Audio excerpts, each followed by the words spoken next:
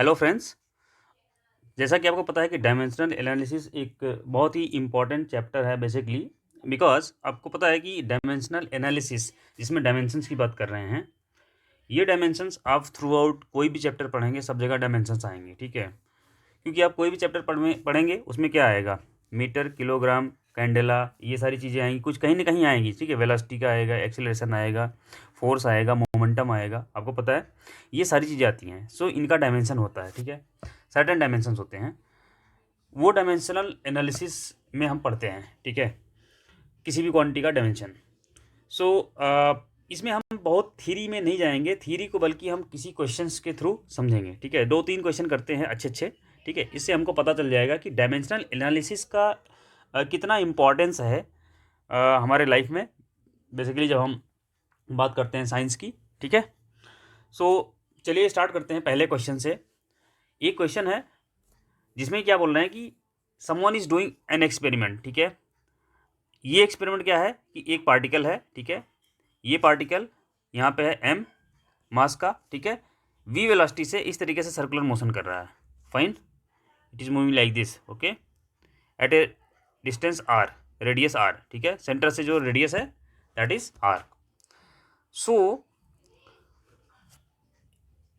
इसमें क्या है कि वो जानना चाह रहा है कि ये जो फोर्स है, इस पर जो फोर्स लग रहा है बेसिकली, वो force mass, velocity and radius पे किस तरीके से डिपेंडेंट है, ओके। सो अगर आप चाहो तो इसको डायमेंशनल एनालिसिस से पता कर सकते हो, ठीक है। If this force is dependent on this three only, okay. कैसे कर सकते हो, देखो, ultimately F is equal to some constant K, okay, M power A, V power B and R power C, ऐसे ही होगा, fine. If this is force, this is again a force, so R H S is equal to L H S, sorry, L H S equal to R H S, ठीक है। इधर भी force है, इधर भी फोर्स है, तो इसका मतलब कि जो भी डायमेंशन फोर्स का इधर होगा वही इधर भी होगा। फोर्स का आपको पता है क्या होता है, M L T minus two, okay, ये होता है, आप सबको पता है। Now that is equal to M. अब आपको क्या करना है, यहाँ पे एम का डायमेंशन, वी का डायमेंशन एंड आर का डायमेंशन लिखना है। एम का डायमेंशन तो एम से ही लिखते हैं, ठीक है, पावर ए। वी क्या होता है, मीटर पर सेकेंड, वी क्या होता है, मीटर पर सेकेंड, इसको हम कहते हैं एल बाई टी, ठीक है, एल बाई टी। ये पावर क्या हो जाएगा, बी। आर का क्या होता है, आर रेडियस है तो it will be metre only, L, ठीक है, पावर सी, फाइन। इसको और थोड़ा सा सिंप्लीफाई करते हैं, एम पावर ए, एल पावर, यहाँ पे देखो एल पावर बी है, यहाँ पे एल पावर सी है, तो बी प्लस सी हो जाएगा, और यहाँ पे T power minus B, fine. इसको सिंप्लीफाई करो, ओके। इधर क्या है, M L T minus two. अब एक चीज़ बताओ, दोनों तरफ अगर ये दोनों चीज़ें L H S equal to R H S है, इसका मतलब कि हमको डायरेक्ट कंपेरिजन कर सकते हैं। देखो, जो यूनिट यहाँ पे m है, इधर m के पावर a है, इसका मतलब कि a क्या होना चाहिए, कंपेरिजन करने पे 1 होना चाहिए।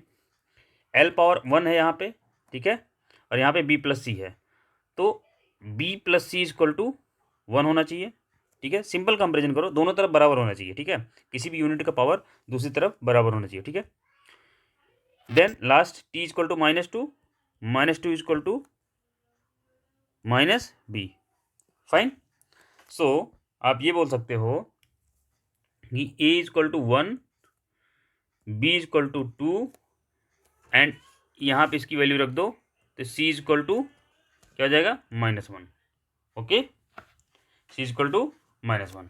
इसका मतलब कि अगर हम फोर्स लिखें तो फोर्स कैसे होगा, F equal to K M power A, okay, then v power 2 and r power -1, sorry, A की वैल्यू यहाँ पे 1 कर दो आप, ठीक है।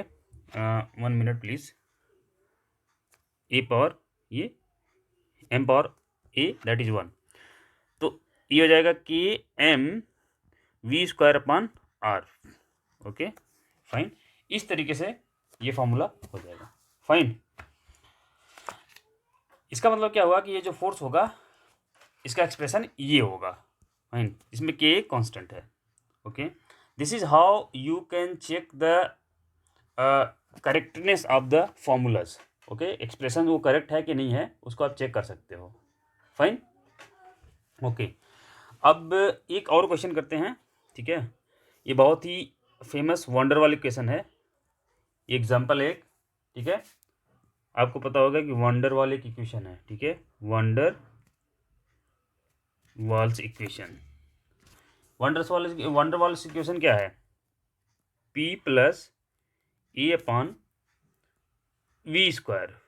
वी ये वॉल्यूम वाला वी है। ठीक है, v minus B is equal to R T. Okay fine, okay, so ये कह रहे हैं कि इसमें ए और बी का क्या डायमेंशन होगा। ठीक है, find dimension of A and B. Okay, now एक चीज आपको पता है कि जो इस साइड का डायमेंशन होगा वही इस साइड का डायमेंशन होगा। फाइन, इससे आप कंपैरिजन कर सकते हो, लेकिन ये एक्चुअली में बहुत टफ हो जाएगा। इजी होगा सॉल्व करना। एक और कॉन्सेप्ट है, देखो, दो quantity A plus B equal to C होता है, इसे होता है। ये दो ए और बी, अगर ये दो डायमेंशनल क्वांटिटीज़ हैं, ठीक है, और ये मिलके सी बन रही हैं, ठीक है, तो जाहिर सी बात है कि ए और बी का डायमेंशन सेम होगा। जैसे किलोग्राम प्लस किलोग्राम, यही तो किलोग्राम बनेगा। मीटर प्लस मीटर, यही तो मीटर बनेगा। फाइन, ऐसा थोड़ी ना होगा कि एक किलोग्राम है दूसरा मीटर है तीसरा कुछ और बन जाएगा, या किलोग्राम या मीटर या समथिंग लेटर से कि इसकी जगह कुछ और बन जाए। ठीक है, न्यूटन, ऐसा नहीं होता है। फाइन, ऐसा नहीं होता है। जो डायमेंशंस होती हैं वो यूनिक हैं। ओके, तो एक चीज़ समझ लो कि यहाँ पे ए प्लस बी इक्वल टू सी तभी होगा जब ये दोनों के डायमेंशन सेम हो सी से। ठीक है, सबके डायमेंशन ए बी सी तीनों के डायमेंशन सेम होंगे। इसका मतलब कि कोई भी इक्वेशन करेक्ट तब होगी, जैसे ये इक्वेशन है, ये इक्वेशन करेक्ट तभी होगी जब उसमें हर एक एक्सप्रेशन करेक्ट हो। जैसे डायमेंशनली करेक्ट हो, जैसे p plus A upon B square, ये एक एक्सप्रेशन हो गया, v minus B is equal to R T. तो ये दूसरा एक्सप्रेशन, ये पहला एक ये। ठीक है, ये तीनों चीज़ें मिलकर बना रही हैं एक इक्वेशन। इसमें p plus A upon V square, ठीक है, ये एक सर्टेन एक क्वांटिटी होगी। ओके, अगर p प्रेशर है तो ए अपॉन वी स्क्वायर भी प्रेशर होना चाहिए। ओके, अगर p प्रेशर है तो ए अपॉन वी स्क्वायर भी प्रेशर होना चाहिए, तभी तो दोनों ऐड होंगी। ठीक है, ये दोनों तभी ऐड होंगी। इसी तरीके से अगर v वॉल्यूम है तो जो माइनस बी है बी भी वॉल्यूम होना पड़ेगा। ओके, नहीं तो ये ऐड सब्सट्रैक्ट कैसे होंगी? ऐसे थोड़ी नहीं कि वॉल्यूम से आप किलोग्राम माइनस करोगे, वॉल्यूम से वॉल्यूम ही माइनस करोगे, प्रेशर में प्रेशर ही ऐड करोगे। ठीक है, तो आपको पता भी है कि P V is equal to N R T होता है ना, एन नंबर ऑफ मोल्स होते हैं। तो ये एक प्रेशर है एक वॉल्यूम है, तो ये पूरा पोर्शन जो है ये प्रेशर है, ये पूरा पोर्शन वॉल्यूम है। ठीक है, अगर ये प्रेशर है तो इसमें अंदर भी चीज़ें, जो दो चीज़ें ऐड हो रही हैं वो प्रेशर होंगी। ये वॉल्यूम है तो इसके अंदर भी दो चीज़ें जो ऐड या सब्सट्रैक्ट हो रही हैं वो वॉल्यूम है। फाइन, तो इसका मतलब कि जो यूनिट पी की होगी that will be unit of A upon V square. इसको ऐसे दिखा दो। ठीक है, unit of P equal to unit of A upon V square. इसी तरीके से unit of V equal to unit of B. Fine, okay, V क्या है? वॉल्यूम है। वॉल्यूम की यूनिट क्या होती है? L power 3। Okay, L power 3 ऐसे। ठीक है, यहाँ पे सॉरी पॉजिटिव रहेगा, निगेटिव गलती से मत कर दीजिएगा। ओके, वॉल्यूम क्या होता है? सिंपल सा है ना, L cross B cross H ऐसे है ना, तीनों क्या डायमेंशन, तीनों लेंथ हैं, तो एल पावर 3। ये क्या हो गया तुम्हारा unit, that will be equal to B की यूनिट, मतलब बी की यूनिट क्या होगी, L पावर 3, फाइन।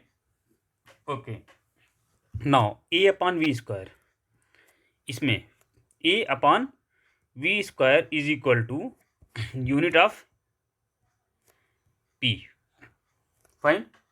और पी क्या होता है गाइस, जो प्रेशर होता है ये फोर्स अपॉन एरिया होता है, फाइन।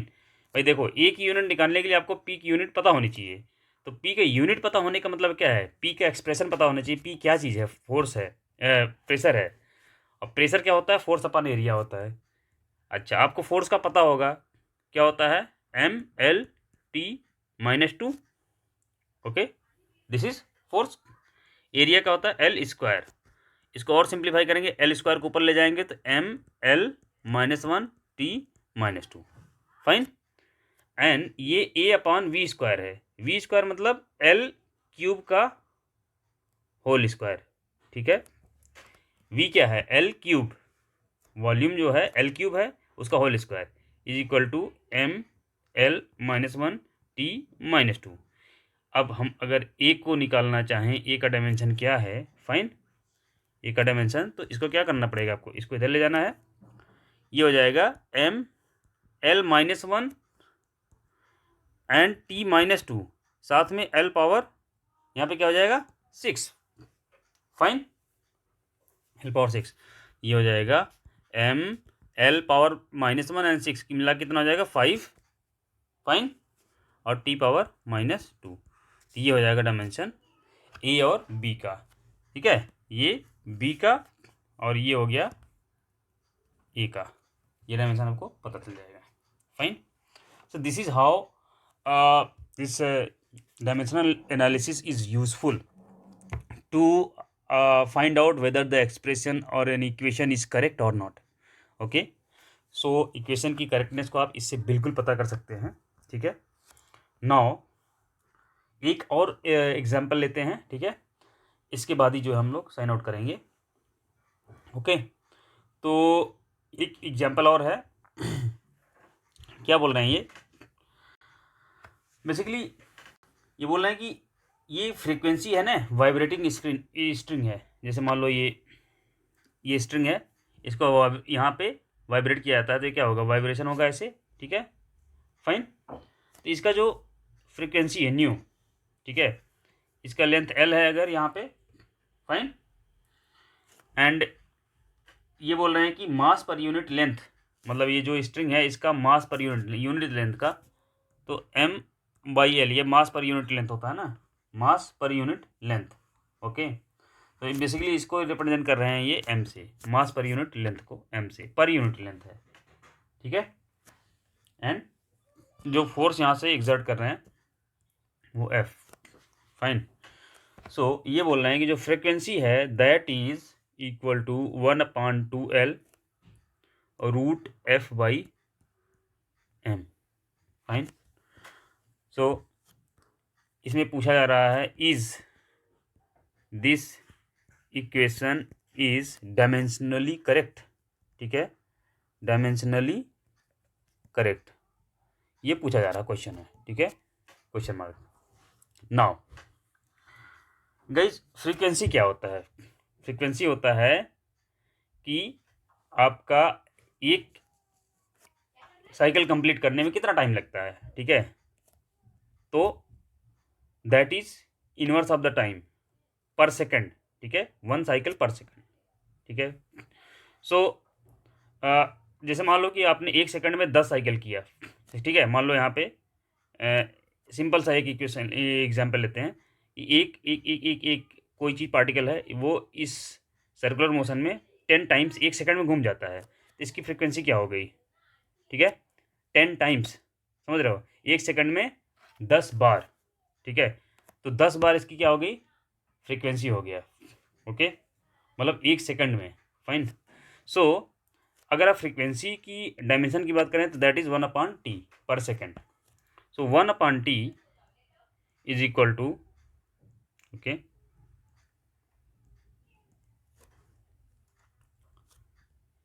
ये इसको कांस्टेंट मान लीजिए, ठीक है, आपके पास क्या क्या बचा, एल पावर, मान लो कि ये ए है, एफ पावर बी है, and M power C. Okay, ये इक्वेशन अभी आप मान के नहीं चल रहे हो ना, करेक्ट है। अब तो ये मानने चाह रहे हो कि ठीक है, इसका पावर ए, इसका पावर बी, इसका पावर सी है। ओके, टाइम बिंग के लिए fine. Okay, now both side आप सॉल्व करिए। देखो 1/t क्या हो जाएगा, टी पावर -1। ठीक है, टाइम का जो डायमेंशन होगा ये होगा एल पावर ए, मतलब एल पावर ए हो गया। एफ क्या है, एफ फोर्स है, फाइन। एफ फोर्स है तो उसको क्या लिखेंगे, M L T -2 power B. And ये एम क्या है तुम्हारा, बेसिकली ये एम जो है ना, m/l है, मास पर यूनिट लेंथ है, तो m/l है। ठीक है, पावर सी, फाइन। इसको और सिंप्लीफाई करिए, l power a, m power b, l power b, t power -2b, m power c, l power -c, fine. अब इसको क्लब करिए आप, जो एक साथ हैं उनको एक साथ। ठीक है, फाइन। तो यहाँ पे आपको पता चलेगा एल पावर क्या है, A plus B. Okay, M power A plus B, sorry -c, M power B plus C, and T power -2b। Okay, यहाँ से देखो टी पावर -1 है। अब आप कंपेरिजन कर लो सीधे। ठीक है, तो a plus B -c equal to 0, b plus C equal to 0, and -2b is equal to 0, sorry -1। Okay, -1, यहाँ पे -1 इसको लिख लो। So b equal to half, c equal to -half, and if b is equal to half and c is equal to -half, तो a is equal to what will be a? Okay, यहाँ पे half half रख दीजिए, b and c। ठीक है, c is a is equal to -1। Okay, fine. Now if you put this a is equal to -1, so 1/t, यहाँ से इस equation से 1/t इज इक्वल टू, ठीक है, मतलब basically frequency is equal to 1/t is equal to L power -a, L power -a, मतलब A is equal to, sorry L power a, तो -1 हो गया, इंटू एफ पावर b है half, and m power c है -half। इसको कैसे लिख सकते हैं आप बताइए, 1/l हो जाएगा, L power -1, F under root में चला जाएगा, m पावर -half, मतलब m नीचे जाएगा अंडर रूट में। तो आप देख सकते हैं you can match the equation. ठीक है, on this basis if you do the dimensional analysis, you can say this equation is correct, at least from dimensional point of view. Okay, so this is it, and we can have other also questions, some questions, but I think we should limit it here. We'll meet again, okay, with some other topic, some important other questions. Okay, fine, thank you very much.